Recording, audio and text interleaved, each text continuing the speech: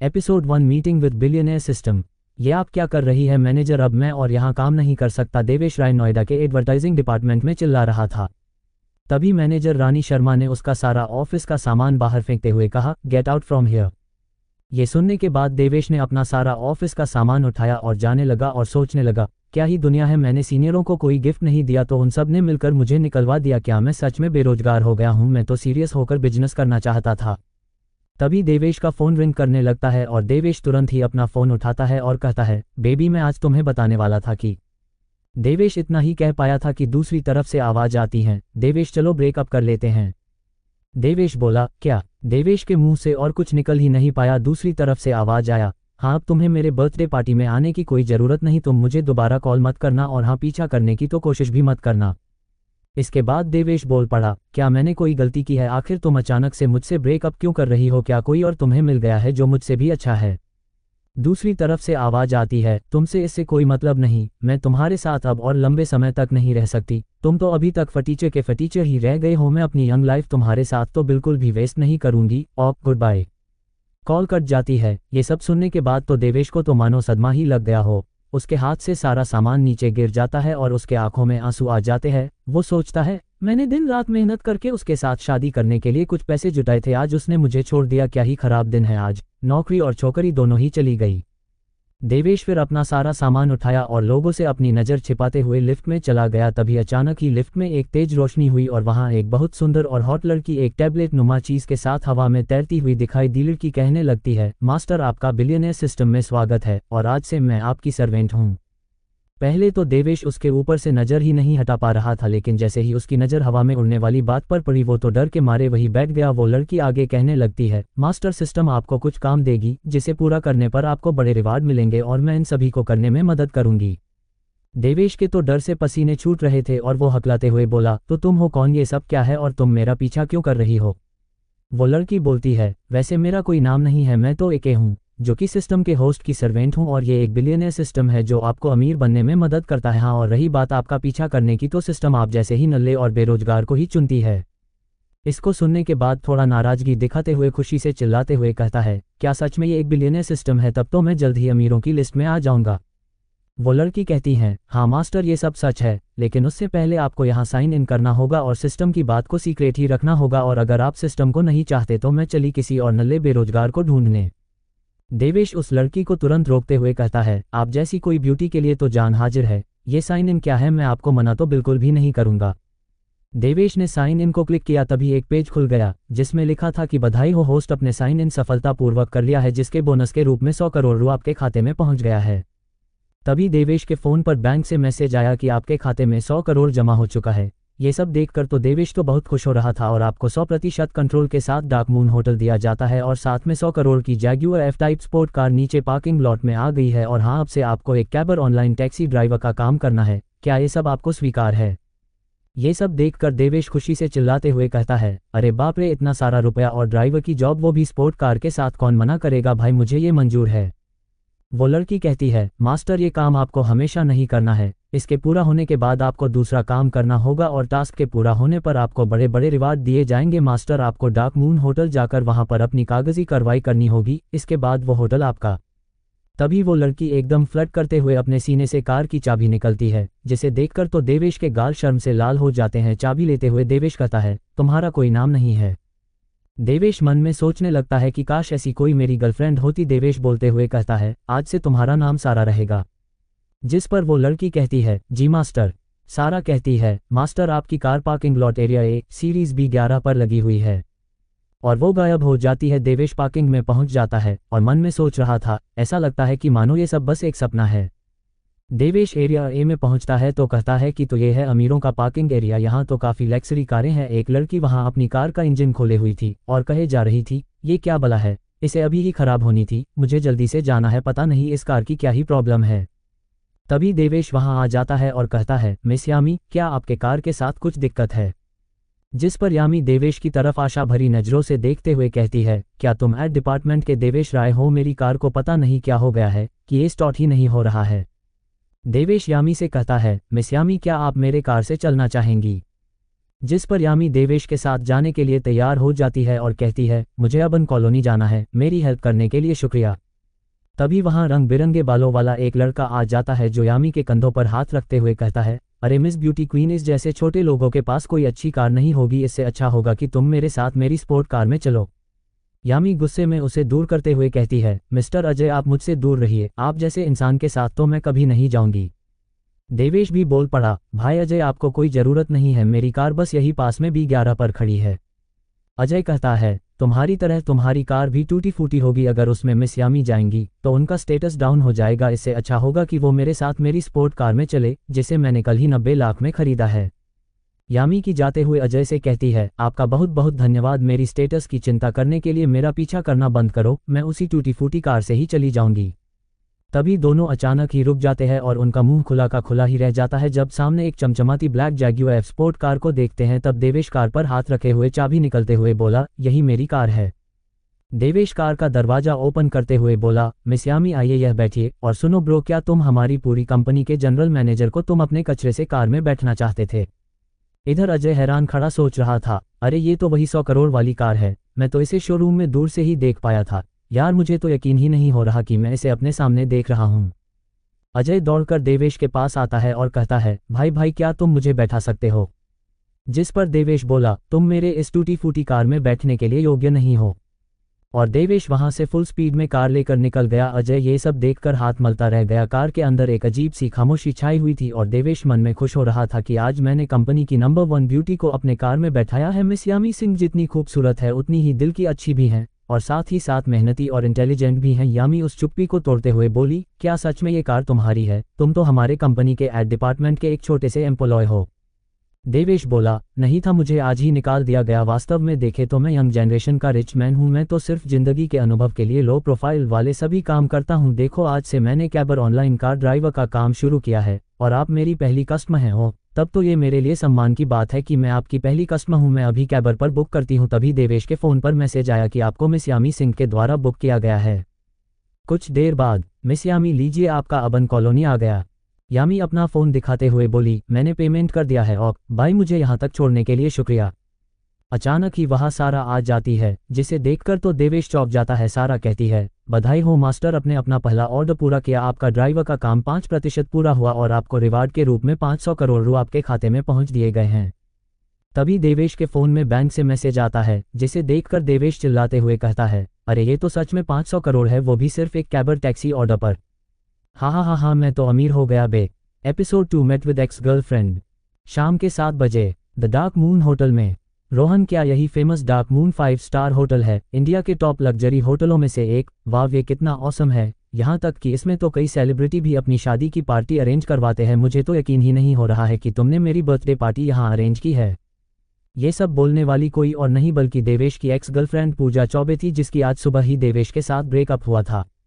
पूजा ये सभी बातें रोहन के साथ चिपकते हुए कह रही थी। तब रोहन बोला, ठीक है बेबी, अगर तुम यही चाहती हो तो हम आज यहीं पार्टी करेंगे। यहाँ का एक प्राइवेट रूम तो बस 70,000 से 80,000 रु का ही है। Episode 3 totally breakup. देवेश मन में सोच रहा था कि मैं 3 साल तक तुमसे प्यार किया, मैं तुम्हारे प्यार में इतना अंधा हो गया था, मुझे तुम्हारे अलावा कुछ और दिखाई ही नहीं देता था। आज तक मैं तुम्हें एक किस तक नहीं कर पाया। मैंने तो तुमसे शादी के सपने सोच कर रखे थे। मैं तो बस तुम्हें खुश देखना चाहता था, लेकिन आज सुबह को वो झूठी प्यार की पट्टी उतर गई। आज मैं जान गया कि मेरे प्यार का तुम्हारे लिए कोई महत्व नहीं है, बस तुम्हें तो सिर्फ पैसों से मतलब है। देवेश पूजा की तरफ चेहरा करते हुए कहता है कि अब आपको मुझसे क्या चाहिए और आप हैं कौन? जिस पर पूजा थोड़ी रोनी सूरत बनाते हुए कहती है कि देवेश, क्या 3 सालों का तुम्हारा मुझसे प्यार खत्म हो गया? क्या तुम अब मुझसे प्यार नहीं करते हो? क्या तुम मेरे साथ बिताए गए वो हर पल भी भूल गए हो? पूजा काव्य की ओर इशारा करते हुए कहती है कि भले ही इसके पास मुझसे अच्छी एपिसोडमिंग बॉडी हो, लेकिन ये मुझसे ज़्यादा काबिल नहीं है।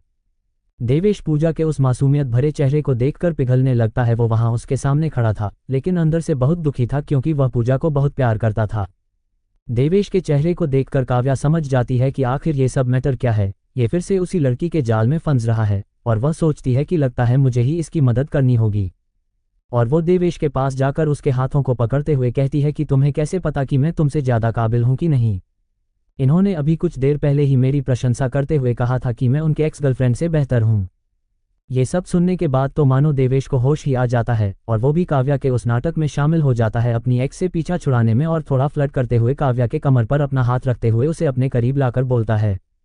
न केवल उनके पास अच्छी काबिलियत है बल्कि इनकी शरीर काफ़ी फ्लेक्सिबल भी है। देवेश के अचानक इस अप्रत्याशित एक्शन से काव्या भी हैरान हो जाती है और उसके चेहरा एकदम लाल हो जाता है।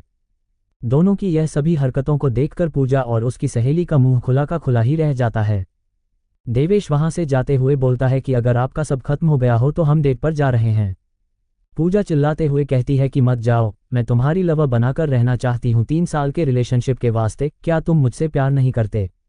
ये सब सुनने के बाद तो देवेश का मानो पारा ही हाई हो जाता है और गुस्से से पूजा को देखते हुए चिल्लाकर कहता है कि क्या प्यार प्यार लगा रखा है, कहाँ गया था ये प्यार जब तुमने मुझे से ब्रेकअप किया था, मुझे को फटीचे कहकर छोड़ दिया था और दूसरे लड़के के साथ यहाँ घूम रही थी। तुमने ये तक नहीं सोचा कि मुझ पर क्या बीत रही होगी, तुम मुझे चीट करके यहाँ बर्थडे पार्टी मना रही हो। अगर यही तुम्हारा प्यार है तो यहाँ से चली जाओ, अब तुम्हें मैं कोई मौका नहीं दूंगा, अब से तुम मुझे अपनी शक्ल भी मत दिखाना। ये सब कहने के बाद देवेश वहां से चला जाता है और पूजा वहीं बैठी ही रह जाती है। बाहर आने पर देवेश काव्या को अंदर मदद करने के लिए धन्यवाद कहता है और काव्या से पूछता है कि आपको कहाँ जाना है, जिस पर काव्या बताती है कि द शाइन होटल, वहाँ मेरे दोस्तों के साथ एक पार्टी है और मैं आपसे आपको परेशानी में डालने के लिए माफ़ी चाहती हूँ। जिस पर देवेश कहता है कि अरे कोई नहीं, इतना तो चलता है और आप तो हमारे होटल की कस्टमर हैं। वहीं दूर शाइन होटल के बाहर 3 लड़कियां आपस में बातें कर रही थी। एक ने कहा, अरे यार ये काव्या कहाँ रह गई, अभी तक नहीं आई क्या, उसने कोई अमीर बॉयफ्रेंड बना लिया है और उसी के साथ है क्या? तभी दूसरी लड़की कहती है कि अरे नहीं, उसने कल कहा था कि उसके बॉयफ्रेंड ने उसे एक स्पोर्ट कार खरीद कर दी है। जिस पर तीसरी लड़की कहती है कि अरे उसके बहकावे में मत आओ, आज तक मैंने उसे उसके बॉयफ्रेंड के साथ कभी भी नहीं देखा है, तो कार की बात ही छोड़ दो, आज जब हमारे अमीर बॉयफ्रेंड्स को देखेगी तो उसे जरूर जलन होगी। तभी वहां एक चमचमाती ब्लैक जैग्यूर एफ स्पोर्ट कार की एंट्री होती है और उसमें से काव्या अपने चश्मे को लगाते हुए बाहर निकलती है। काव्या को उस कार से उतरते देख तीनों लड़कियों का तो मुंह खुले के खुले ही रह जाता है। एक लड़की कहती है कि यह तो वही 100 करोड़ वाली जैग्यूर एफ स्पोर्ट कार है यार, सच में इसका बॉयफ्रेंड तो बहुत अमीर है। उन तीनों को अपनी तरफ देखते देख काव्या देवेश से कहती है, क्या तुम मेरी मदद करोगे, इन तीनों से निपटने में, देखो मैं भी तुम्हारी मदद की थी। जिस पर देवेश समझ जाता है और उसे जाते हुए कहता है कि goodbye honey, take care और मजे करना। देवेश वहां से निकल जाता है। दूसरी तरफ सलोनी बिल्डिंग में एक आंटी चिल्लाकर कह रही थी, अरे वो देवेश का बच्चा कहाँ गया, 10 दिन हो गए हैं अभी तक उसने इस महीने का किराया नहीं दिया। जिस पर उसकी बेटी उसे समझाते हुए कहती है, देवेश आता ही होगा, आप पहले शांत हो जाए और अभी तो 10 ही दिन हुए हैं, उसने कहा है न कि वो किराया दे देगा। तभी किसी ने घर का बेल बजाया और लड़की जाकर दरवाजे को खोलती है और देखती है कि वहां देश खड़ा है। देवेश लड़की से कहता है कि और सिस्टर कैसी हो, यूपीएससी की तैयारी कैसी चल रही है? जिस पर लड़की कहती है कि भाई देवेश आप आ गए, मेरी माँ आपका ही इंतजार कर रही थी। जैसे ही वो आंटी देवेश को देखती हैं तो उस पर चिल्लाने लगती हैं कि तुमने अभी तक रूम का किराया क्यों नहीं दिया? देवेश कहने लगता है कि आंटी मैं बस आपसे नमस्ते करने आया हूँ, क्योंकि मैं अब यहाँ से इस जगह छोड़कर जा रहा हूँ, आपने मेरा इतना ख्याल रखा उसके लिए शुक्रिया। आंटी का गुस्सा तुरंत ही गायब हो जाता है और कहने लगती है कि बेटा देवेश, क्या सच में तुम जा रहे हो? क्या तुम्हारा आगे का कोई प्लान है? ठीक है, जहाँ जाओ खुशी से रहना है और अगर याद आए तो हम तो हैं ही। देवेश भी मन में सोचता है कि आंटी सिर्फ दिखावा करती हैं कि वो कितनी गुस्सल है, लेकिन वो बहुत ही अच्छी है, एकदम नारियल की तरह। देवेश उन्हें 15,000 रुपये भेज देते हैं और वहां से चला जाता है। दोनों माँ बेटी उसके सामान के साथ उसे बाहर तक छोड़ने के लिए आते हैं। उसकी कार को देखकर दोनों ही हैरान हो जाते हैं। तब देवेश उन्हें अपनी सब झूठी अमीर होने वाली बात बताता है कि वो एक अमीर बेटा है और वहां से दोनों से विदा लेकर चला जाता है और दोनों पीछे उसे जाते हुए देखते ही रह जाते हैं। देवेश अपने द डार्क मून होटल में आता है और वहां का खाना एंजॉय करता है और कहता है कि बहुत बढ़िया, मानना पड़ेगा, 5 स्टार होटल की बात ही अलग है। तभी उसके फ़ोन पर यामी का मैसेज आता है कि मैं कंपनी के बाहर खड़ी हूं, क्या तुम मुझे पिकअप करने आ सकती हो? जिस पर देवेश भी मैसेज करता है, क्यों नहीं, मैं अभी वहां 15 मिनट में पहुंचता हूं। 15 मिनट बाद देवेश कंपनी के बाहर पहुंचता है, वही यामी खड़ी थी। यामी देवेश को देखकर कार में अंदर बैठ जाती है। तभी देवेश यामी से कहता है कि मिस यामी, क्या आप पहले कैबर पर ऑर्डर कर देंगी? यामी कहती है कि क्या क्या ऑर्डर? जिस पर देवेश उसने कहता है कि अरे टैक्सी का ऑर्डर। मिस यामी, अगर आप ऑर्डर नहीं करेंगी तो मैं पैसे कैसे कमाऊंगा, ये समय पैसे बनाने का है। जिस पर यामी भी हंसती हुई कहती है कि ठीक है, ये लोग हो गया ऑर्डर। आगे की कहानी में क्या होगा मिस यामी और देवेश के साथ जब दोनों घर पर पकड़े जाएंगे? एपिसोड 4 रंगे हाथ पकड़ा गया। यामी मन में सोचती है कि इस 100 करोड़ की जैगुआर एफ कार को चलाने से पहले देवेश बहुत ही काबिल एम्प्लॉय था और यहाँ तक कि उसने बेस्ट एम्प्लॉय अवार्ड भी जीता था। खैर अब तो कंपनी से निकाला जा चुका है, लेकिन देखकर ऐसा लगता है कि यह इस टैक्सी ड्राइवर की जॉब को सीरियसली लेकर मेहनत कर रहा है। जरूर इसमें इसके पीछे कोई मोटिव होगा, हालांकि मैं नहीं जानती कि वह क्या होगा। इधर देवेश के मन में खुशी के मिनी बम फूट रहे थे। सोच रहा था कि यार ये यामी कितनी सुंदर है और कितनी अच्छी है और यह कितनी हम्बल है। मन करता है कि इन्हें ही अपना गर्लफ्रेंड बना लूं। वैसे भी ये मेरी पहली क्रश है। पहले तो मैं इनके लेवल का नहीं था बॉयफ्रेंड बनने के लिए, लेकिन अब तो मेरे पास पैसा ही पैसा है। अब मैं इन पर इंप्रेशन जमाने का कोई भी मौका नहीं छोड़ूंगा। मेरे अंदर पहले पूजा को छोड़ने का थोड़ा दुख था, लेकिन अब आज के कारनामे के बाद उसके प्रति सारा मोह खत्म। अब से मैं इन्हीं पर फोकस करूंगा। तभी यामी देवेश से कहती है कि क्या सोच रहे हो, हम कहाँ चलने वाले हैं। देवेश कहता है कि मिस आपने जहाँ जाने के लिए ऑर्डर किया है। तभी वहाँ कार में सारा आ जाती है, जिसे अचानक देखकर देवेश घबरा जाता है। जिस पर सारा रहती है कि चिंता मत करो मास्टर, मुझे वो नहीं देख सकती। जिस पर देवेश यामी को देखते हुए एक आराम की सांस लेता है और फिर सारा कहती है कि वाह मास्टर, क्या ही टॉप क्लास की सुंदर औरत को तुमने अपने कार में बैठाया है। सिस्टम इसे 90 पॉइंट की रेटिंग देती है। सच में ये तो कमाल की लग रही है। इसके फिगर के तो कहने ही क्या, इसका साइज तो एफ है। और सारा इतना ही कह पाई थी कि देवेश शर्माते हुए उसे चुप कर देता है, जिस पर सारा समझ जाती है और वह आगे कहती है कि मास्टर बधाई हो, अपने सफलतापूर्वक दूसरा ऑर्डर ले लिया है और सिस्टम आपको 2 सुंदर और हॉट लड़कियों की मदद के लिए आपको रिवॉर्ड के रूप में 10,000 पॉइंट देती है और आपका मिशन लगभग 50% होने वाला है। तभी यामी बोलती है कि क्या हुआ देवेश, क्या तुम्हें कोई दिक्कत है, तुम चल क्यों नहीं रहे हो। देवेश कहता है कि नहीं मुझे कोई दिक्कत नहीं है, ऐसा लग रहा है कि आपकी मीटिंग सही नहीं गई है। क्या आपको कोई दिक्कत है, क्या वो पर्सनल है या बिजनेस को लेकर है।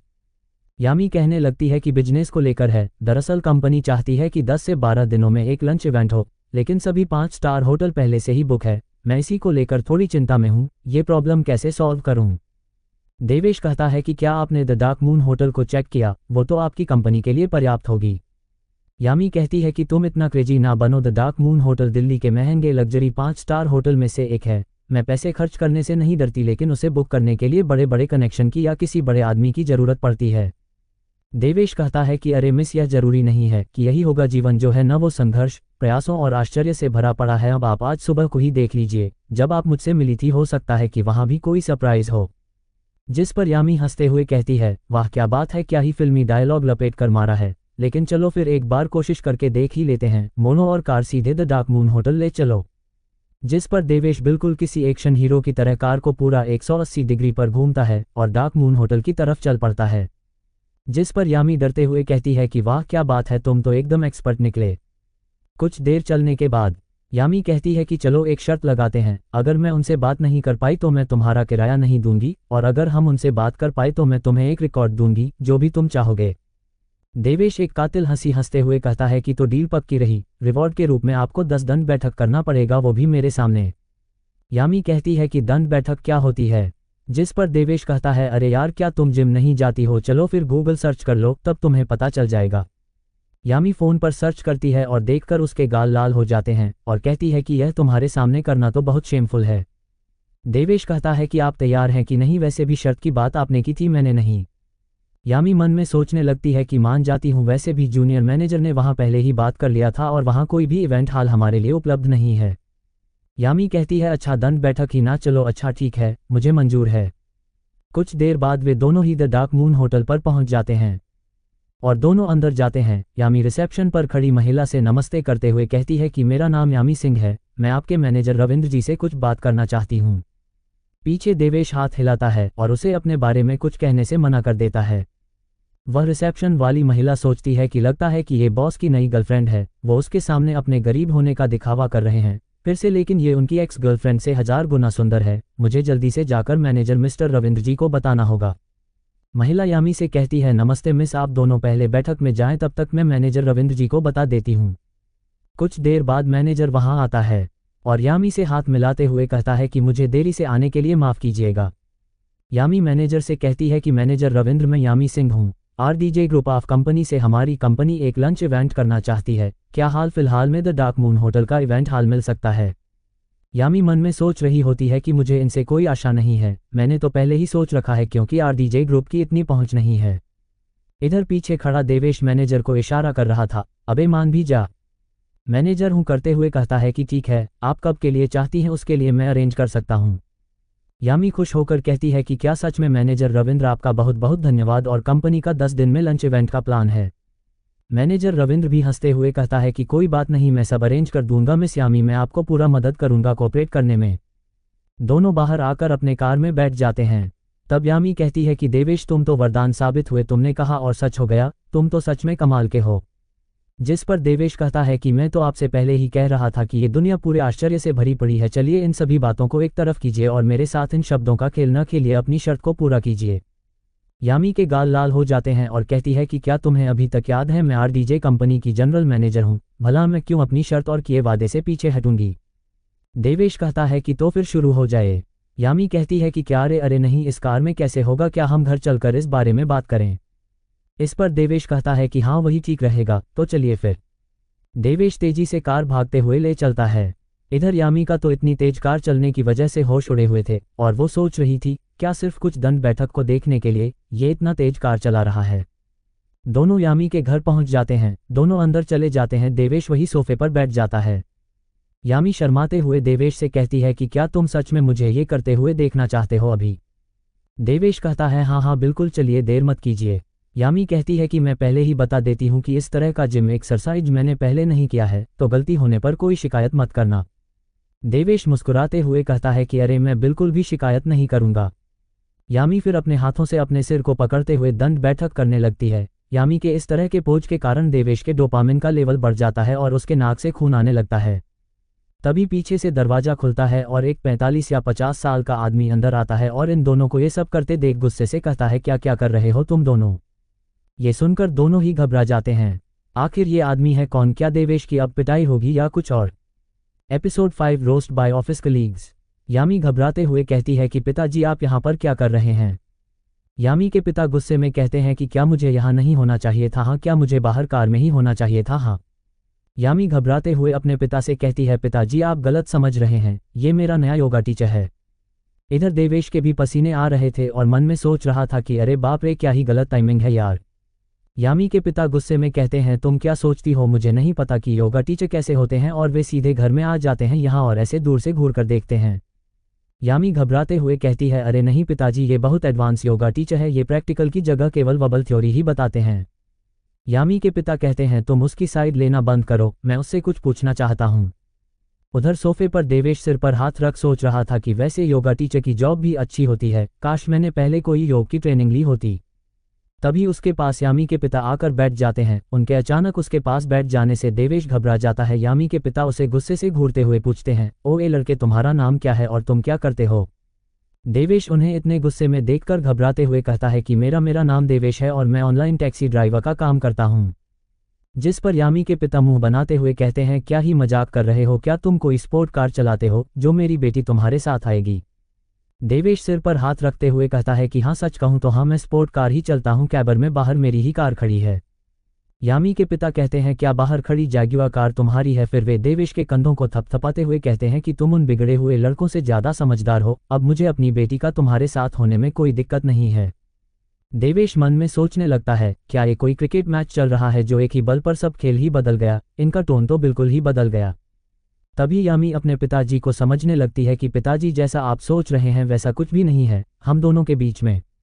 जिस पर यामी के पिता कहते हैं कि हाँ, यंग लोगों की बातें हमें कहाँ समझ में आएंगी, और हाँ मैं ये कहने आया था कि तुम दोनों साथ में यामी के दादाजी के 80वें जन्मदिन पर घर आ जाना और परिवार के बाकी बचे लोगों से मिल लेना। अच्छा अब मैं चलता हूँ और तुम दोनों जो भी कर रहे थे उसे जारी रख सकते हो।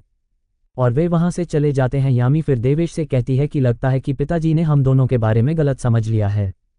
देवेश कहता है कि कोई बात नहीं, हम अपना काम कंटिन्यू करते हैं, और वो मिस यामी के थाई घुटने के ऊपर का हिस्सा को टच करता है, जिसके कारण यामी का चेहरा लाल हो जाता है और वह तुरंत ही देवेश को धक्का दे देती है और कहती है कि ये तुम क्या कर रहे हो। देवेश कहता है कि आपके मसल्स बहुत कमजोर हैं, आपको अपने मसल्स को मजबूत बनाने के लिए कुछ पैरों वाली एक्सरसाइज करनी चाहिए। देवेश की बातें सुनकर यामी मन में सोचने लगती है, लगता है कि मैं ही गलत समझ लिया था, वो तो सिर्फ मेरा मसल्स चेक कर रहा था। तभी देवेश के फ़ोन पर एक मैसेज आता है। देवेश मैसेज खोलकर देखता है तो उसमें उसे एक होटल में उसके कंपनी के सहयोगियों ने उसे फेयरवेल के लिए बुलाया था। इसे देखने के बाद देवेश अपना फ़ोन अपने जेब में रखता है और जाते हुए कहता है कि मिस यामी, मुझे एक काम है तो मैं चलता हूँ, लेकिन हाँ, अगली बार बाकी के 9 को करना होगा। यामी कहती है कि हाँ हाँ मैं जानती हूँ, तुम डेविल कहीं के, धीरे से कहा। देवेश अपना कार लेकर उस होटल के लिए निकल जाता है जहाँ का एड्रेस उसके फ़ोन में आया था और उसी होटल में पहुँच जाता है और उसके अंदर पहुँचता है। वहीं एक लड़की देवेश को बुलाते हुए कहती है, हे देवेश, यहाँ हम लोग यहाँ हैं, हमने तुम्हारे लिए एक सीट पहले से ही रिजर्व करके रखी है।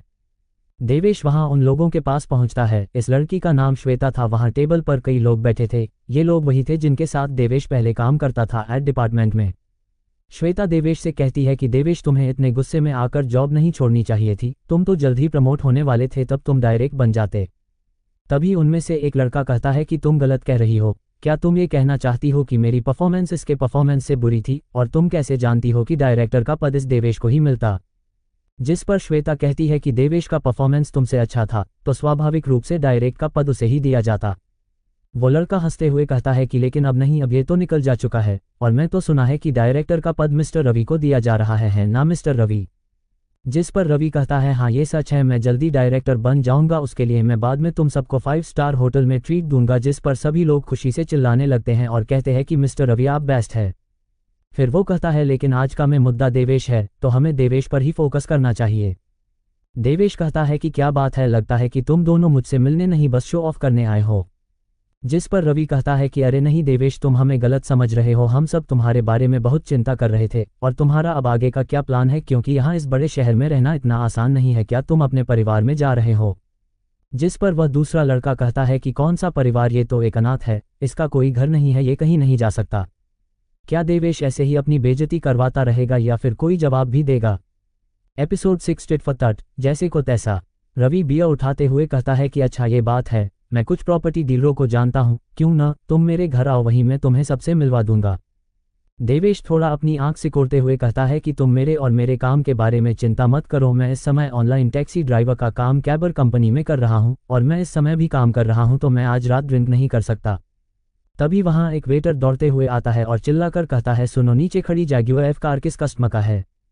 देवेश तुरंत मुड़कर कहता है कि क्या हुआ जैगुआर के साथ। कुछ लोग छज्जे से नीचे देखकर बातें कर रहे थे। एक बोला, क्या बात है यार, ये तो सच में Jaguar F sport car park है। दूसरा कहता है कि ऐसा लगता है कि ये 80 करोड़ से ऊपर की कार है, सुपर रिच लोग ही इस तरह की महंगी कार को खरीद सकते हैं। वेटर कहता है कि वो कार दूसरे कारों का रास्ता ब्लॉक किए हुए, और मैं उसके मालिक को बताना चाहता हूँ कि अपनी कार को साइड में लगा दे। रवि के बगल बैठा हुआ दूसरा लड़का देवेश को देखकर कहता है कि अबे फटीचर, लोग जैगुआर की बात कर रहे हैं, तेरी टूटी खटारा की नहीं, कभी देखी भी है, तू क्यों पूछ रहा है, वैसे भी तेरी खटारा को क्यों ही लोग देखेंगे। देवेश मुस्कुराते हुए कहता है कि हाँ, वैसे वो जैगुआर कार मेरी ही है, तो ऑफ कोर्स मैं ही उसके बारे में पूछूंगा, और उन सभी को उस कार की चमचमाती चाबी को दिखाता है। देवेश के हाथ में जैगुआर कार की चाबी को देखकर वहां सभी के तो होश ही उड़ जाते हैं, और रवि तुरंत ही देवेश के पास आकर कहता है कि क्या सच में, क्या तुम अनाथ नहीं हो, तुम कहाँ से एक स्पोर्ट कार खरीदने के लिए इतना पैसा पा गए। इस बार रवि की आंखों में वो घमंड नहीं दिख रहा था जो अभी कुछ देर पहले दिख रहा था, अब तो उसकी आंखों में बस लालच दिख रहा था। देवेश थोड़ा गुस्से में कहता है कि तुम्हारे कहने का क्या मतलब है, क्या एक अनाथ के पास पैसे नहीं हो सकते, क्या ही लालची लोमड़ी की आंख है। देवेश वहां से मुड़ता है और सबसे कहता है कि मैं नहीं सोचता कि मुझे दोबारा रात का खाना खाना चाहिए, मैं पहले ही खा चुका हूं।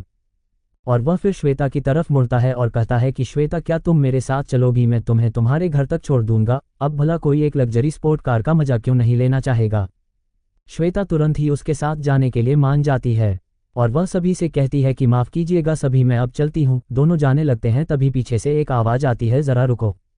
देवेश रुक जाता है, तभी रवि उसके पास तेजी से आता है और उसके हाथों को पकड़ लेता है, और एक झूठी हंसी हंसते हुए कहता है कि बड़े भाई यार, इतना जल्दी मत करो, ये बस हम जैसे छोटे लोगों का देखने का नज़रिया है, प्लीज़ मेरे साथ आकर बैठ जाओ, मैं पहले तुम्हारे बारे में गलत था, मुझे माफ़ कर दो। देवेश उससे अपने हाथ छुड़ाते हुए कहता है कि ऐसा मत करो, अब तो तुम डायरेक्टर बनने जा रहे हो, मुझे इससे कोई फर्क नहीं पड़ता, और तुम लोग मुझसे दूर रहो। देवेश वहां से श्वेता को लेकर बाहर चला जाता है और रवि उन्हें जाते देखता और पछताता रह जाता है। तभी एक लड़की पीछे से कहती है कि कैसे लोग हैं ये, अभी कुछ देर पहले ही उसकी इंसल्ट कर रहे थे और अब उसके सामने रिक्वेस्ट कर रहे हैं, ऐसे लोगों के साथ तो ऐसा ही होना चाहिए। रवि यह सुनकर सोचने लगता है कि कहाँ जाकर वो अपना मुंह छुपाए। देवेश और श्वेता कार में बैठ जाते हैं। देवेश कार का एक्सीलेटर दबाता है जिससे कार आवाज करने लगती है और ऊपर के सभी लोग दोनों को नीचे देखने लगते हैं। देवेश वहां से 80 की स्पीड में कार भगाता है। कार उस रात में सड़क पर काफी तेज चल रही थी और श्वेता इन सब का मजा ले रही थी। कुछ देर बाद वो अपना सिर हिला रही थी, मानो कि कुछ समझने की कोशिश कर रही हो, लेकिन उसे समझ नहीं आ रहा था। और फिर वो अंत में देवेश से पूछ ही पड़ती है कि देवेश, मैं तुम्हारे साथ काफी लंबे समय से काम कर रही थी, लेकिन मैं जानती नहीं थी कि तुम इतने अमीर हो। देवेश कहता है कि हाँ वो अच्छा, इसमें कोई बड़ी बात नहीं है। अक्सर मैं दूसरे लोगों की तरह अपने अमीर होने का दिखावा नहीं करता जब तक कि जरूरत ना हो। और देवेश हंसने लगता है। तभी वहां सारा आ जाती है और कहती है कि मास्टर, आप तो बहुत लंबी लंबी फेंक रहे हैं, और आप अभी कुछ देर पहले ही कार को होटल से तेजी से भगाया ताकि लोग देखें। सारा की बातें सुनकर देवेश उसे चुप करा देता है। श्वेता कहती है कि क्या तुम्हारे ऑनलाइन टैक्सी ड्राइवर वाली बात सच है जो कि तुमने कहा था? देवेश हंसते हुए कहता है कि हाँ ये सच है, मैं किसी को मूर्ख नहीं बना रहा था। और फिर फोन दिखाते हुए कहता है कि श्वेता, मुझे सपोर्ट दिखाने के लिए क्या तुम ऑर्डर करना चाहोगी? श्वेता कहती है कि ठीक है, जब तुम कह ही रहे हो तो मैं कैसे सपोर्ट करने से पीछे रह सकती हूँ। तभी देवेश के सिस्टम से मैसेज आता है कि पैसेंजर ने ऑर्डर तो कर दिया है, लेकिन उनकी ब्यूटी रेटिंग 88 पॉइंट है, मिशन के लिए 90 पॉइंट की जरूरत होगी। देवेश मन में सोचने लगता है कि क्या सिस्टम सिर्फ 90 से ऊपर की रेटिंग वाले लोगों की ही गिनती करता है? श्वेता इतनी सुंदर है तो क्या तुम 2 पॉइंट और नहीं दे सकते थे? ये साला ठरकी सिस्टम कहीं का। तभी श्वेता कहती है कि देवेश, तुम रुक क्यों गए? देवेश कहता है कि श्वेता, किसी औरत को और चार्मिंग बनाने के लिए तुम क्या करती हो? जिस पर श्वेता कहती है कि अपने आप को और आकर्षक बनाने के लिए कोई कठिन काम नहीं करना पड़ता। देवेश पूछता है कि तो आप सामान्यतः क्या करती हैं? जिस पर श्वेता अपने बैग से एक मेकअप किट निकलती है, थोड़ा मेकअप करती है और अपने शर्ट के 2 बटन को खोल देती है और अपने बालों को भी खोल देती है और एक पैर पर दूसरा पैर रखकर एक स्टाइलिश पोज बनाते हुए कहती है कि अब क्या कहते हो मिस्टर देवेश? ये सब कांड होते देख देवेश का तो मुंह खुला का खुला ही रह गया और उस सिस्टम से कहता है कि फिर से स्कैन करो श्वेता की रेटिंग को। सिस्टम से आवाज आती है, स्कैन पूरा हुआ, पैसेंजर की रेटिंग 90 पॉइंट, जो कि मिशन की आवश्यकताओं को पूरा करती है। इसके लिए आपका काम 15% और पूरा हुआ और आपको दिल्ली NCR के प्लेटिनम एरिया में विला दिया गया है। आप उनके सेल्स मैनेजर से मिलकर ये ले लीजिए। देवेश खुशी से बोल पड़ता है कि क्या बात है। इधर देवेश को ये सब हरकतें करते देख श्वेता को तो कुछ समझ नहीं आ रहा था। देवेश श्वेता के घर के सामने आ जाता है और कार रोक देता है। श्वेता कहती है कि देवेश, क्या तुम बात करने के लिए मेरे साथ घर में चलोगे? आज मेरे पति बिजनेस के लिए कहीं गए हैं। देवेश को तो कुछ समझ नहीं आया कि वो क्या कहना चाहती है, लेकिन वो कहता है कि दरअसल आज मुझे थोड़ा काम है, क्यों ना तुम अपने पति का इंतजार करो, हम अगली बार बात करेंगे। श्वेता कार से उतर जाती है और उसे गुड बाय करती है और मन में सोचती है कि यह कुछ समझ नहीं पाया कि मैं क्या कहना चाह रही थी। देवेश अगली सुबह प्लेटिनम एरिया के सेल्स डिपार्टमेंट में आ जाता है। क्या देवेश को विला मिलेगा या फिर नहीं? क्या यहाँ पर भी उसे फटीचर ही समझा जाएगा? एपिसोड 7-9 विले। एक लड़की कुछ सामान ले जा रही थी, तभी वो देवेश को देखती हैं। देवेश, तुम यहाँ पर क्या कर रहे हो? ये बोलने वाली कोई और नहीं, यही लड़की थी। इसका नाम जोया है, जो कि पहले देवेश के साथ ही एड डिपार्टमेंट में काम किया करती थी, लेकिन इसने बहुत पहले ही वह जॉब छोड़कर यहाँ काम करने लगी थी।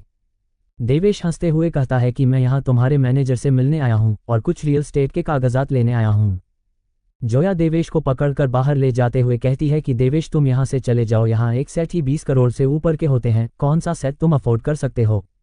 तभी एक लड़की की आवाज आती है, तुम क्या कर रही हो? वो लड़की जोया को देवेश से दूर करती है। जोया कहती है, मैनेजर सोफिया। ये लड़की और कोई नहीं, यहाँ की manager Sophia John. Sophia Devesh का हाथ पकड़कर कहती है कि आप मिस्टर देवेश राय है, एम राइट? मैं यहाँ की मैनेजर हूँ, चलिए मैं आपको पहले आपका रूम दिखा देती हूँ, या फिर पहले इस जगह की सारी डिटेल बताना चाहिए?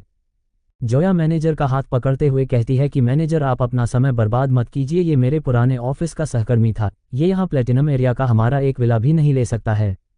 मैनेजर सोफिया जोया की बातें और हरकतों से गुस्से में उससे अपना हाथ छुड़ाती हैं और कहती है कि तुम क्या बात कर रही हो? जाओ HR डिपार्टमेंट में और अपनी सैलरी जाकर देखो और मुझे यहाँ दोबारा मत दिखाई देना। जोया कहती है कि मैं बकवास नहीं कर रही हूँ, वास्तव में मैं इसे जानती हूँ और मैं इसके बारे में सब कुछ जानती हूँ। मैनेजर कहती है कि पागल डायोट, तुम कुछ नहीं जानती हो, मिस्टर देवेश ने प्लेटिनम एरिया के 9 विलों को खरीदा है और तुम कह रही हो कि ये तुम्हारे साथ काम किया करते थे। सुन लिया, क्या तुम अब संतुष्ट हो? जाओ और अपना रिजाइनिंग लेटर लेकर निकल जाओ यहाँ से।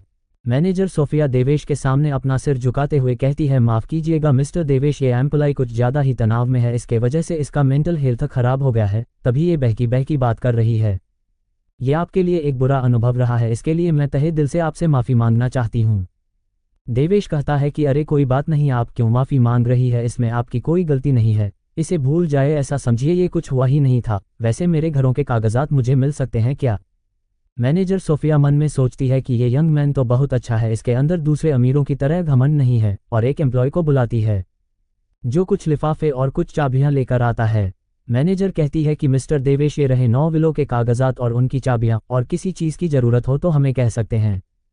देवेश उन सभी कागजातों और चाबियों को लेकर कार में बैठ जाता है और वहां से चला जाता है।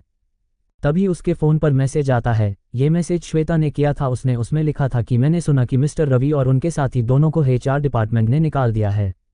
देवेश ये पढ़कर सोचता है कि ये नहीं हो सकता, मैंने तो उन्हें छोड़ दिया था, फिर भी वे दोनों निकाले गए, ये तो बहुत तेज हुआ यार। देवेश यामी को मैसेज करता है कि क्या तुमने मिस्टर रवि और उनके साथी को निकाला है? यामी मैसेज करती है कि ये न्यूज़ तो बहुत तेजी से फैल गई है। हाँ, मैंने ही उन दोनों को निकाला है। जब मैं उन दोनों से तुम्हारे निकाले जाने का कारण पूछा तो उनके पास कोई बढ़िया जवाब नहीं था, इसलिए उन्हें निकाल दिया। देवेश मैसेज करता है कि अब आगे का क्या प्लान है, एड डिपार्टमेंट के डायरेक्टर के बारे में। यामी मैसेज करती है कि ये मैं तुम्हारे ऊपर छोड़ती हूँ। देवेश मैसेज करता है कि नहीं, मैं अपने ड्राइवर के काम से बहुत खुश हूँ, मेरे हिसाब से तुम्हें नकुल शास्त्री को डायरेक्ट बना देना चाहिए। यामी मैसेज करती है कि ठीक है, वैसे मेरी कार अभी तक ठीक होकर नहीं आई है, क्या तुम यहाँ आकर मुझे ऑफिस तक छोड़ दोगे? देवेश मैसेज करता है कि बिल्कुल मिस, ये टैक्सी ड्राइवर आपकी खिदमत में हाजिर है। तभी सारा देवेश के पास आकर रहती है कि मास्टर सिस्टम का नया टास्क आ गया है, अगर आप 5 स्टार रेटिंग पाते हैं तो आपको 2 लाख स्किल पॉइंट और आपका काम 25% और पूरा हो जाएगा। देवेश यामी के पास पहुंच जाता है और उसे कार में बैठा लेता है। यानी से कहता है कि 5 स्टार रिव्यू देना मत भूलन। यामी कहती है कि क्या तुम 5 स्टार रिव्यू चाहते हो? देवेश कहता है कि हाँ बिल्कुल चाहता हूँ। यामी कहती है कि ऐसा क्या, ठीक है क्यों ना मैं ऐसा करूँ, 9 दंड बैठक के बदले में तुम्हें 5 स्टार रिव्यू दे दूँ, ठीक रहेगा ना? देवेश यामी के एकदम पास चला जाता है, जिसके कारण यामी की धड़कनें बढ़ जाती है और कहती है कि ये तुम क्या कर रहे हो? देवेश कहता है कि मुझे 5 स्टार रिव्यू नहीं चाहिए, मुझे वो 9 दंड बैठक ही चाहिए, एक भी मिस नहीं होना चाहिए, उसके आगे ये 5 स्टार रिव्यू क्या है? देवेश ये सब यामी को सीट बेल्ट लगाते हुए कह रहा था। यामी के गाल लाल हो जाते हैं और कहती है कि थरकी कहीं के। देवेश यामी की बात सुनकर मुस्कुराने लगता है। देवेश यामी को उसके ऑफिस के बाहर छोड़ देता है। तभी वहां श्वेता आ जाती है और कहती है मिस यामी देवेश। उसे देखकर यामी चौंक जाती है। देवेश श्वेता को हाई करते हुए कहता है कि मैं तो बस एक टैक्सी ड्राइवर हूं, मैं तो मिस यामी को यहाँ छोड़ने आया था। श्वेता मन में सोचने लगती है कि ये दोनों इतना घबरा क्यों रहे हैं, यहाँ तो कोई दिक्कत नहीं है। तभी श्वेता के दिमाग की बत्ती जलती है और सोचती है कि इसमें कोई शक नहीं कि वे दोनों रवि और उसका साथी क्यों यहाँ से निकाले गए और मुझे बता भी नहीं रहे थे। अच्छा, तो देवेश प्रेसिडेंट जनरल मैनेजर के साथ है, ऐसा लगता है कि यहाँ मेरे लिए कोई चांस नहीं है। श्वेता को सोचते देख यामी कहती है कि काम का समय हो गया है, चलो हम दोनों साथ चलते हैं। श्वेता कहती है कि हाँ मिस यामी। दोनों चले जाते हैं। तभी देवेश का फ़ोन डिंग करता है। देवेश फ़ोन देखता है, उसमें उसे 5 स्टार रिव्यू मिला था और वो कहता है कि ये लड़की बोलने में तीखी है लेकिन अच्छी है। क्या सच में देवेश और यामी का चक्कर चल रहा है या फिर ये सब एक गलतफहमी है? एपिसोड 8 एंका का बॉयफ्रेंड। देवेश के फ़ोन पर एक ऑर्डर आता है वसंत हाउस पर आने के लिए। देवेश उसे गूगल मैप पर चेक करता है। वसंत हाउस, चलो ज़्यादा दूर नहीं है, ठीक है मैं यह ऑर्डर ले लेता हूँ। वो ऑर्डर ले लेता है। तभी उसे ऑर्डर करने वाला कॉल कर देता है। देवेश कॉल उठाता है तो उसमें से एक लड़की की आवाज़ आती है, हेलो क्या आप टैक्सी ड्राइवर हो, आपकी उम्र कितनी है, क्या मैं जान सकती हूँ? देवेश कहता है मैं अभी 25 का हुआ हूँ। वो लड़की कहती है क्या आप मेरी एक मदद करेंगे, प्लीज़ मेरे बॉयफ्रेंड होने का नाटक कर दीजिए, इसके बदले 5 स्टार रिव्यू आपको दूंगी, ये कैसा रहेगा? देवेश कुछ देर सोचता है फिर कहता है ठीक है, डील पक्की। देवेश बसंत हाउस पर पहुंच जाता है जो कि एक बड़ी बिल्डिंग थी। देवेश अंदर बिल्डिंग में जाता है। लड़की ने उसे जो रूम नंबर बताया था वो जाकर उसे नॉक करता है। वो लड़की दरवाज़ा खोलती है। देवेश कहता है कि मैं आ गया। वो लड़की देवेश के चेहरे को देखकर सोचने लगती है कि ये टैक्सी ड्राइवर तो बहुत हैंडसम है, ये तो मेरे साथ काम करने वाले लड़कों से तो बहुत अच्छा है। इस लड़की का नाम मुस्कान अग्रवाल है जो कि एक एंकर है जो यूट्यूब और दूसरे मीडिया चैनलों पर लाइव स्ट्रीम करती है। मुस्कान देवेश का हाथ पकड़ते हुए अंदर लाती है। वहाँ एक अधेड़ उम्र की महिला उसे देखकर कहती है कि क्या तुम मुस्कान के बॉयफ्रेंड हो? देवेश कहता है हाँ, नमस्ते आंटी जी, मेरा नाम देवेश राय है। तभी एक अधेड़ उम्र का आदमी हंसते हुए कहता है कि बेटा तुम तो बहुत अच्छे दिखाते हो, जब मैं भी जवान हुआ करता था तो मैं भी बिल्कुल तुम्हारी तरह ही दिखाता था। वैसे बेटा तुम काम क्या करते हो? ये दोनों और कोई नहीं मुस्कान की माता पिता थे। देवेश उन्हें मुस्कुराते हुए बताता है कि मैं टैक्सी ड्राइवर का काम करता हूँ। ये सुनकर मुस्कान के माता पिता चौंक जाते हैं और कहते हैं कि टैक्सी ड्राइवर। मुस्कान देवेश को पीछे करते हुए कहती है कि मम्मी और पापा, दरअसल इस समय टैक्सी ड्राइवर का काम खोलना भी काफ़ी प्रॉफिटेबल है, इसने ये बिजनेस स्टार्ट करने के लिए काफ़ी पैसे इकट्ठे कर लिए हैं। मुस्कान के पिता कहते हैं कि क्या बिजनेस करने वाला है, क्या तुम्हें नहीं पता कि भारत में आधे से ज़्यादा स्टार्टअप तो कर्ज में है, बिजनेस करना इतना आसान नहीं है, मैंने तो सोचा था कि तुम कोई स्टेबल सरकारी नौकरी वाले हो। मुस्कान बात बदलते हुए कहती है कि अरे मम्मी पापा, क्या आप दोनों अपने दोस्त की पार्टी में नहीं जा रहे हैं? मुस्कान के पिता कहते हैं वैसे टाइम तो हो गया है। मुस्कान कहती है कि मैं उससे कह देती हूँ कि आप दोनों को वहाँ छोड़ दें और मैं उसके साथ वहीं से शॉपिंग के लिए मॉल में चली जाऊंगी। देवेश सिर खुजलाते मुस्कुराते हुए बोला, माफ़ कीजिएगा, आज जो मैं कार चला रहा हूँ उसमें केवल 2 लोगों के लिए ही सीट है। अंकल और आंटी, आप दोनों को कोई दूसरी कार मंगानी होगी। मुस्कान के माता पिता का मुंह खुला का खुला ही रह जाता है और वे सोचते हैं कि क्या ये कोई सनकी है। और मुस्कान को तो कुछ समझ में ही नहीं आ रहा था। सभी बिल्डिंग से निकलकर बाहर देवेश के पीछे पीछे पार्किंग में जाने लगते हैं। मुस्कान के पिता गुस्से में कहते जा रहे थे कि इस लड़की को यही लड़का प्यार में गिरने के लिए मिला था, अभी तक टैक्सी ड्राइवर था, अब मोटरसाइकिल ड्राइवर है, वो भी इसका बॉयफ्रेंड। मुस्कान की माँ भी गुस्से में कहती है कि अगर लोगों को इस बारे में पता चला तो वे सब हम पर हंसते हंसते ही मर जाएंगे। इन दोनों के गुस्से वाली टोन में बातें करते देख मुस्कान बेचारी के तो डर और घबराहट से पसीने छूट रहे थे और वो इन सब से एकदम पीछे चल रही थी। देवेश आगे आगे चला जा रहा था, इन लोगों की बातें तो सुन ही नहीं रहा था। जब पार्किंग में पहुंच जाता है तो अपनी चाबी निकालता है और उसका बटन प्रेस करता है तो वहां खड़ी चमचमाती ब्लैक जैगुआर कार का दरवाजा खुल जाता है और देवेश उसमें जाकर बैठ जाता है। ये सब देख करके तो तीनों के तीनों का मुंह तो खुला का खुला ही रह जाता है और वे सब उस कार को देखते ही रह जाते हैं। उसके पिता कहते हैं कि ये तो बहुत महंगी कार है। मुस्कान भी खुशी से उछलते हुए कहती है कि क्या ये तुम्हारी कार है? देवेश सीट बेल्ट लगाते हुए कहता है कि हाँ बिल्कुल, ये मेरी ही कार है और आओ यहाँ बैठो। मुस्कान के माता पिता उसे धक्का देकर कहते हैं हाँ हाँ जल्दी जाओ, तुम्हें देवेश को इतना इंतजार नहीं करवाना चाहिए, हम लोग दूसरी कार से चले जाएंगे, तुम जाओ और अच्छे से शॉपिंग करना। मुस्कान कहती है ठीक है और कार में बैठ जाती है। देवेश मुस्कान से पूछता है और बताइए मिस, कौन से मॉल में तुम जाना चाहती हो? मुस्कान कहती है कि DLF मॉल में, ये कार तो ऑसम है, आज से पहले मैं कभी इतने महंगे कार में नहीं बैठी। मुस्कान देवेश की तरफ एक क्यूट सा चेहरा बनाकर कहती है कि मैं एक छोटा सा रिक्वेस्ट करना चाहती हूँ, क्या आप मानोगे? मैं एक महिला एन कहूँ, क्या मैं तुम्हारे कार में कुछ देर के लिए लाइव स्ट्रीम कर सकती हूँ? देवेश भी मुस्कुराता हुआ कहता है कि कर सकती हो, लेकिन उसके बदले तुम्हें मुझे 5 स्टार रिव्यू देना होगा।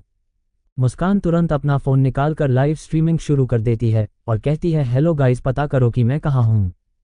कमेंट आना शुरू हो जाते हैं, अरे तुम तो एक स्पोर्ट कार में हो। मुस्कान फ़ोन के कैमरे से कार का बाहरी लुक भी दिखने लगती है और भी कमेंट आना शुरू हो जाता है, अरे यार ये तो जैगुआर F100 करोड़ वाली स्पोर्ट कार है। उनमें से एक कमेंट आता है कि मुस्कान, जरूर तुमने एक हैंडसम ड्राइवर और ये कार रेंट पर लिया होगा ताकि तुम अपनी पॉपुलैरिटी बढ़ा सको। वैसे तुमने कितना पैसा खर्च किया या फिर इसके लिए तुमने अपने आप को ही बेच डाला? मुस्कान ये कमेंट पढ़कर तुरंत रिप्लाई देती है कि बेवकूफ़ों जैसी बात मत करो, मैं उस तरह की लड़की नहीं हूँ जो ये सब करती हो। ये श्रीमान है जो कि टैक्सी ड्राइवर का काम करते हैं और ये उन्हीं की कार है। मुस्कान मन में सोचती है कि अगर ये ऐसा आदमी होता तो मैं यहाँ इसके साथ आती ही नहीं, लेकिन ये वैसे नहीं है। वे दोनों उसके स्थान तक पहुँच जाते हैं जहाँ के लिए मुस्कान ने ऑर्डर किया था। वो वहीं उतर जाती है और जाते हुए उसे फ़ोन दिखाते हुए कहती है मैंने 5 स्टार रिव्यू दे दिया है। शुक्रिया हैंडसम मैन, आशा करती हूँ कि अगली बार फिर मिलेंगे। तभी देवेश के पास सारा आ जाती है जो उसके ऊपर ही बैठ जाती है और खुश होकर कहती है बधाई हो मास्टर, आपने एक और 5 स्टार रिव्यू का टास्क पूरा किया है। इसके लिए 2 लाख पॉइंट और रिवॉर्ड के रूप में कबीर इंटरनेशनल रेसिंग ट्रैक और मास्टर ड्राइविंग स्किल दिया जाता है। देवेश कहता है कि कबीर रेसिंग ट्रैक और मास्टर ड्राइविंग स्किल बहुत बढ़िया। देवेश बाहर मुस्कान को देखते हुए कहता है कि 1 मिनट रुको, क्या तुम ऐसे किसी को यहाँ जानती हो? मुझे अपना फ़ोन बदलना था। मुस्कान कहती है कि हाँ जानती हूँ, मैं तुम्हें वहाँ ले जा सकती हूँ। क्या देवेश का कोई नया सिर दर्द तो इंतजार नहीं कर रहा है? Episode 9 phone shopping. फ़ोन की शॉपिंग। मुस्कान देवेश को नोएडा के एक बड़े आईफोन की दुकान के सामने ले आती है और दोनों अंदर चले जाते हैं। मुस्कान अपना लाइव स्ट्रीम जारी रखी हुई थी। देवेश मुस्कान से कहता है कि मुझे मैक्सिमम मेमोरी वाला फ़ोन चुनने में मदद करो। मुस्कान थोड़ा घबराते हुए कहती है कि देवेश, क्या तुम सच में यहाँ फ़ोन देखना चाहते हो? ऑनलाइन इससे कई गुना सस्ती मिल जाएगी। देवेश मुस्कान के गालों को टच करते हुए कहता है कि अरे हाँ, मैं सच में यहीं से फ़ोन लेना चाहता हूँ, ऑनलाइन लेने की कोई ज़रूरत नहीं है, मैं यहीं से लूँगा। देवेश के मुस्कान के गालों को छूने से मुस्कान के गालों और कानों दोनों का ही रंग लाल हो जाते हैं और वो शर्माते हुए कहती है ठीक है। मन में सोचने लगती है कि ये अचानक से मुझे इतनी गर्मी क्यों लग रही है, मेरी दिल की धड़कन इतनी तेज क्यों हो गई, अरे नहीं, शायद आज तक मुझे किसी लड़के ने इस तरह से टच नहीं किया है, इसलिए। वहां उन दोनों के पास एक आदमी एक बॉक्स लिए आता है और कहता है कि हेलो सर, क्या आप दूसरा फ़ोन कवर लेना पसंद करेंगे? आपको ये खरीदने के लिए 10,000 रू से ज़्यादा की ज़रूरत होगी। इसे लगाने के बाद अगर आपका फ़ोन गिर जाता है तो भी उस पर एक भी स्क्रैच नहीं आएगा। देवेश अजीब सा चेहरा बनाते हुए बोला, मुझे फ़ोन पर कवर लगाना बिल्कुल भी पसंद नहीं है, इससे मुझे अजीब सा महसूस होता है। वो सेल्समैन कहता है कि आप सही कह रहे हैं, क्या आप ये फेवरेट डिज़ाइन नहीं लेना चाहते हैं? सेल्समैन कई रंग बिरंगे फ़ोन कवर दिखाते हुए कह रहा था। सेल्समैन की ये चिपकू वाली हरकतों से गुस्सा होकर देवेश कहता है कि मैंने कब कहा कि मैं फ़ोन कवर चाहता हूँ? मेरा इरादा इतना है कि मैं कुछ और फ़ोन खरीदना चाहता हूँ, ताकि अगर मेरा कोई फ़ोन टूट जाए तो मैं उसे नए वाले से बदल सकूँ। समझे कुछ की नहीं, मुझे सभी कलरों के 5-5 फ़ोन पैक करके दे दो। ये सुनकर तो मुस्कान और उस सेल्समैन ने अपने मुंह पर हाथ रख लिया था। सेल्समैन कहता है कि सर टोटल 20 फ़ोन होते हैं, क्या आप श्योर हैं? देवेश उसे हाथ दिखाते हुए बोला कि और हाँ, वो वाली पीसी भी उसके साथ पैक कर देना। मुस्कान देवेश के इस एटीट्यूड को देखकर कहती है कि क्या धमाल मचाया है यार, वाह, मैं तो इसकी फ़ैन हो गई। और वो जैसे ही अपने लाइव स्ट्रीम को देखती हैं उसके तो होश ही उड़ गए थे। वो कहती है कि अरे बाप रे, इतनी जल्दी 5 मिलियन से ज़्यादा की पॉपुलैरिटी, ये तो पहले से 5 गुना ज़्यादा है। और मन में सोचती है कि ये एकदम सच है कि पैसों का दिखावा करना लाइव स्ट्रीम में पॉपुलैरिटी बढ़ाने का सही तरीका है। मुस्कान की लाइव स्ट्रीम में भर भर के कमेंट और गिफ्ट आए जा रहे थे। देवेश सब सामान लेकर बाहर आने लगता है, तब मुस्कान कहती है कि देवेश, क्या तुम कुछ और नहीं खरीदना चाहते? जिस पर देवेश अपना फ़ोन निकलता है और कुछ सोचता है, फिर कहता है कि मैं एक घड़ी खरीदना चाहता हूँ। मुस्कान देवेश को बगल के एक वॉच सेंटर में लाती है जहां वो अब भी लाइव स्ट्रीम कर रही थी। वॉच सेंटर में एक सेल्स गर्ल आती है और कहती है कि सिस्टर प्रिया, नए ग्राहक आ गए हैं, हमें जाना चाहिए। प्रिया कहती है कि वेलकम करने के लिए ये तो समय की बर्बादी होगी, क्या तुम देख नहीं रही हो कि वो लड़की लाइव स्ट्रीमिंग कर रही है? ऐसा लगता है कि ये लोग नकली पैसों का दिखावा करने की कोशिश कर रहे हैं। और उस लड़के को देखो जिसने ओरिजिनल ब्रांड की सस्ती कॉपी पहने हुए है, क्या लगता है ये कुछ ले भी पाएंगे? वो सेल्स गर्ल कहती है, लेकिन अगर वो लाइव स्ट्रीम कर रही है तो इससे हमारा ही फायदा होगा, हमारी सेल्स बढ़ेगी। प्रिया कहती है कि तुम सोच तो सही रही हो, लेकिन यहाँ सुपर रिच लोगों के अलावा सभी को इग्नोर करना चाहिए। ये एवरेज लाइव स्ट्रीम करने वालों की औकात से बाहर है खरीदना। प्रिया की बातें सुनकर वो सेल्स गर्ल कहती है कि आप सही कह रही हैं, वाह सिस्टर, आप तो एकदम प्रोफेशनल है लोगों का पहचान करने में। इधर उन दोनों से थोड़े दूर ये दोनों देवेश और मुस्कान, जिन्हें पता ही नहीं था कि उनके बारे में क्या बातें चल रही हैं। ये दोनों तो घड़ी देखने में लगे थे। मुस्कान घड़ियों को देखती, कोई 2 लाख तो कोई 35 लाख तो कोई 5 लाख की, ऐसे ही सब थी। वो सोचने लगती है कि इन अमीरों की बात ही अलग है, इनमें से एक भी घड़ी को लेने के लिए पूरा पेमेंट करना होगा। देवेश वहां पर खड़ी प्रिया से कहता है, मिस, क्या ये घड़ी आप मुझे दिखा सकती हैं? प्रिया कहती है कि माफ़ कीजिएगा, इस घड़ी को देखने के लिए पहले आपको पेमेंट करना होगा। प्रिया की ऐसी बातें सुनकर मुस्कान सोचने लगती है कि ये कैसे, अरे लोग बिना देखे उसे कैसे खरीदेंगे। तभी वहां दरवाजे से एक अधेड़ उम्र का आदमी आता है जिसके बाल काले थे। उसने अपना बुढ़ापा छुपाने के लिए कलर किया था और उसके साथ एक यंग लगभग 24 या 25 साल की लड़की हाथ में हाथ डाले हुए थी, जो कि उस आदमी से हाइट में काफ़ी बड़ी थी। वो आदमी अंदर आते ही बोलता है, वेट्रेस। दोनों ही हंसते हुए अंदर वॉच टेबल के पास आ जाते हैं। प्रिया तुरंत उनके पास आते हुए कहती है कि मिस्टर राजूपाल, मिसेज राजूपाल, आप दोनों का स्वागत है, बड़े दिनों बाद आप दिखाई दिए, बताइए मैं आपकी कैसे मदद करूं? मिस्टर राजूपाल कहते हैं कि मुझे अपनी वाइफ को बर्थडे गिफ्ट में एक घड़ी देना है, तो क्या तुम मुझे दिखा दोगी? वो तुरंत जाती है और एक गोल्डन कलर की टाइटन घड़ी लाकर उन्हें दिखती है, जिसे देखकर मिस्टर राजूपाल की वाइफ यानी मिसेज राजूपाल तो खुशी के मारे उछल पड़ती है और कहती है कि वाओ, इस घड़ी को एक बार देखो, ये तो बहुत अच्छा है, क्या मैं सच में इसे बर्थडे गिफ्ट के रूप में ले रही हूँ? मुझे तो यकीन ही नहीं हो रहा है। मिस्टर राजूपाल भी हंसते हुए कहते हैं, हाँ हाँ मेरी जान, मैं इसे तुम्हें दूंगा, अब ले लो तुम। प्रिया भी हंसते हुए कहती है कि मिसेज राजूपाल, आपकी आंखें तो सच में काफ़ी अच्छी है, ये इस साल की नई मॉडल की घड़ी है, ये अभी ज़्यादा बाजार में आई भी नहीं है। मुस्कान और देवेश दोनों ही उस सेल्स गर्ल प्रिया की दोगलेपन को देख रहे थे और लाइव स्ट्रीम पर भर भर के कमेंट आ रहा था कि क्या ही घटिया लड़की है। कोई कह रहा था कि ये तो बहुत क्रीपी है। ऐसे ही एक और कमेंट आया कि सिस्टर और ब्रदर, आप दोनों को वहां से निकल जाना चाहिए। क्या देवेश वहां से बिना कुछ किए निकल जाएगा या फिर कोई तमाशा करेगा? एपिसोड 10 पार्ट एक फिलिप वॉच। देवेश से उस सेल्स गर्ल प्रिया का दोगलापन नहीं देखा गया। वो गुस्से में जाकर बोला, तुम्हारा क्या मतलब है? हम सभी कस्टमर पर तुम्हें बराबर से ध्यान देना चाहिए, लेकिन तुम तो भेदभाव कर रही हो। प्रिया भी उसके तरफ एक रुखा सा चेहरा बनाकर कहती है कि माफ़ कीजिए, हम कस्टमर के लेवल के अनुसार ही उसे सेवा देते हैं, आशा करती हूँ कि आप समझ गए होंगे। देवेश घूरते हुए कहता है कि हाँ, तुम लोग किताब के कंटेंट से नहीं उसके कवर से जज करते हो, कुत्ते की आंख लोगों के नीचे ही होती है। मुस्कान देवेश के पास आती है और मुस्कुराते हुए कहती है कि मी देवेश, ये लग्जरी वॉच स्टोर सही नहीं है, आप गुस्सा मत होइए। प्रिया उन दोनों को तिरछी नज़र से देखते हुए कहती है कि तुम दोनों घटिया एंकर, तुम दोनों के लिए यही अच्छा था कि मैंने अंदर आने दिया, नहीं तो तुम दोनों की औकात नहीं, जितनी जल्दी हो सके यहाँ से निकल जाओ। उधर ये तमाशा मिस्टर राजूपाल, उनकी पत्नी भी देख रही थी। उसकी पत्नी कहती है कि है पता नहीं कहाँ कहाँ से मुंह उठाकर चले जाते हैं लोग। हूँ देवेश एकदम गुस्से से तमतमा जाता है। उसे गुस्से में देख मुस्कान तुरंत उसका हाथ पकड़कर उसे बाहर लाती है और कहती है कि इस बारे में भूल जाए, चलिए हम चलते हैं, यहाँ से खरीदने की कोई ज़रूरत नहीं है, हम दोनों दूसरी स्टोर पर चलेंगे।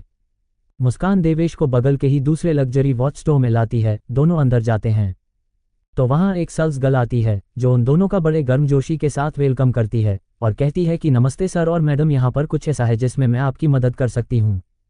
देवेश मुस्कान की तरफ देखते हुए कहता है कि मैं इस जगह के बारे में अच्छे से नहीं जानता और ना ही घड़ियों के मॉडल के बारे में जानता हूँ, क्यों ना तुम मुझे कोई घड़ी का मॉडल रिकमेंड करो। मुस्कान देवेश की बात सुनकर चौंक जाती है और कहती है कि मिस्टर राय, मुझे भी घड़ियों के मॉडल के बारे में ज़्यादा कुछ नहीं पता है, रुकिए मैं अपने व्यूअर से रिकमेंड करने के लिए कहती हूँ। फिर दोनों ही लाइव कमेंट को देखने लगते हैं। देवेश के मुस्कान के इतना पास आने से मुस्कान की धड़कनें फिर से तेज हो जाती है और उसके गाल भी लाल होने लगते हैं और वो सोचने लगती है कि देवेश उसे अपने बाहों में भरकर उसे किस किए जा रहा है। उसने तुरंत अपने आप को चींटी काटी और सिर हिलाते हुए सोचती है कि ये मैं क्या सोच रही हूँ। उसने एक लंबी सांस ली, अपने को शांत किया और लाइव स्ट्रीम को देखने लगी। उनमें कई लोग कई घड़ी और उनके मॉडल को बता रहे थे। तभी उनमें से एक ने एक फोटो भेजे जिसे देखकर सभी व्यूअर उसी घड़ी पाटेक फिलिप की सन मून 6 मॉडल को रिकमेंड करने लगे। देवेश धीरे से कुछ सोचते हुए बोला, पाटेक फिलिप सन मून 6 मॉडल अच्छा है। इधर वो सेल्स गर्ल जब देवेश के मुंह से उस घड़ी का नाम सुनती है तो उसके तो होश ही उड़ जाते हैं। वो मन में सोचती है कि क्या ये एंकर उस घड़ी के बारे में बात करने का साहस कर रहे हैं। देवेश उस लाइव को देखते हुए कुछ सोच रहा था, जिसे सोचते देख मुस्कान कहती है कि मिस्टर राय, आप गुस्सा मत होइएगा, ये लोग ऐसे ही बात करते रहते हैं, चाहे जो कमेंट कर देते हैं, कहिए तो मैं लाइव स्ट्रीमिंग बंद कर दूं। देवेश कहता है कि अरे कोई नहीं, इसकी कोई ज़रूरत नहीं है, उसे ऐसे ही चलने दो।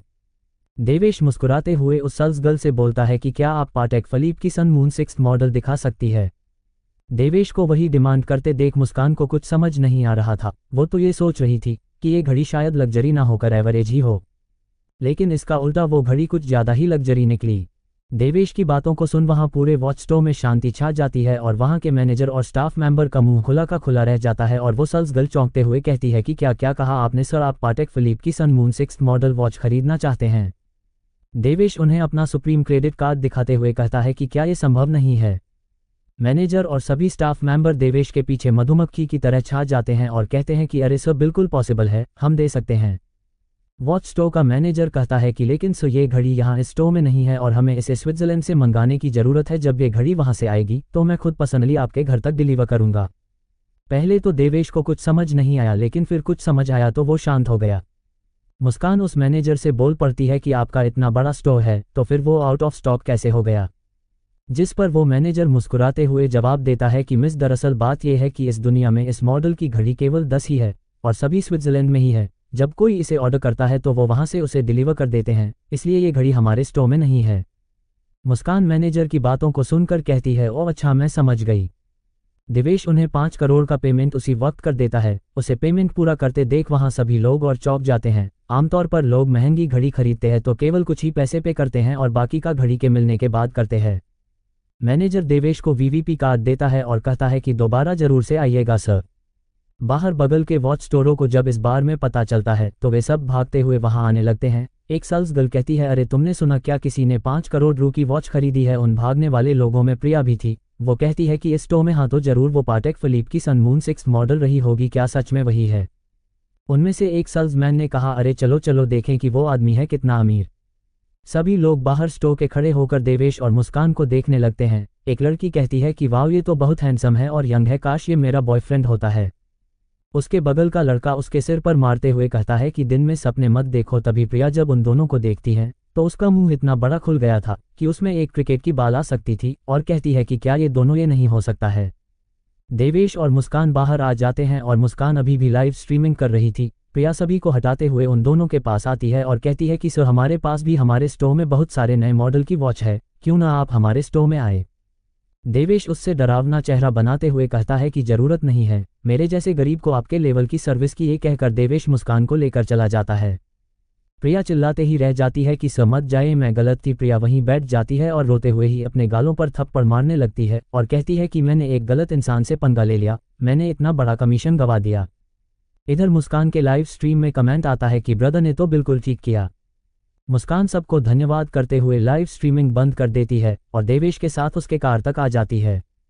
देवेश उसे एक आईफोन पकड़ा देता है और कहता है कि मुझे माफ़ कर दो, तुमने मेरे साथ इतने देर तक शॉपिंग की, अपना कीमती समय दिया, उसके लिए धन्यवाद और इसे थैंक यू गिफ्ट समझ कर रख लो। मुस्कान उस आईफोन को ले लेती है और कहती है कि धन्यवाद इसके लिए, आज का दिन सच में मेरे लिए बड़ा दिन था। देवेश कहता है कि चलो मैं तुम्हें तुम्हारे घर तक छोड़ दूं, जिस पर मुस्कान कहती है कि नहीं आप जाए, मुझे अभी यहाँ थोड़ा काम है, गुड बाय। देवेश कहता है ठीक है गुड बाय और वहाँ से वो अपना कार लेकर निकल जाता है और मुस्कान मन में सोचती है कि इतना अच्छा आदमी कोई कैसे हो सकता है, अमीर और जेंटल, काश ये सच में मेरा बॉयफ्रेंड होता, मजा ही आ जाता। Devesh Kabir international racing track पर आ जाता है और वो अंदर रिसेप्शन पर जाता है। रिसेप्शन पर खड़ी लड़की कहती है कि सर माफ़ कीजिए, आज ये लोगों के लिए बंद है क्योंकि पहले ही हमारे एक वीपी कस्टमर ने बुक कर लिया है।